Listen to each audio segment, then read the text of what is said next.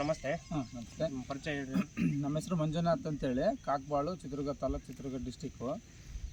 ನಾವೆಲ್ಲ ಮೊದಲು ಬೇರೆ ಬೀಜಗಳು ಹಾಕ್ತಿದ್ವಿ, ಇಷ್ಟಕ್ಕಂದು ಈಗ ಬರ್ತಿರ್ಲಿಲ್ಲ. ಈಗ ಇದು ಚೆನ್ನಾಗಿ ಬಂದತೆ. ಆಮೇಲೆ ರೋಗ ಅದೆಲ್ಲ ಸ್ವಲ್ಪ ಕಡಿಮೆ ಐತೆ.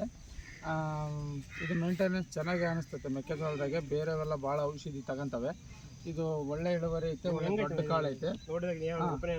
ಇದು ನೋಡಿದಾಗ ಒಳ್ಳೆ ದೊಡ್ಡ ಕಾಳು ಐತೆ, ಬೆಂಡೆಲ್ಲ ಚಿಕ್ಕದೈತೆ, ಇಳುವರಿ ಭಾಳ ಚೆನ್ನಾಗಿ ಬರ್ತೈತೆ ಅಂತ ಅನಿಸ್ತೈತೆ. ಇದನ್ನೇ ಹಾಕೋದು ನಮಗೆ ಬೀಜನೂ ರೇಟ್ನಾಗ ಭಾಳ ಕಡಿಮೆ ಸಿಗ್ತದೆ ಬೇರೆ ಬೀಜಗಳಿಗಿಂತ.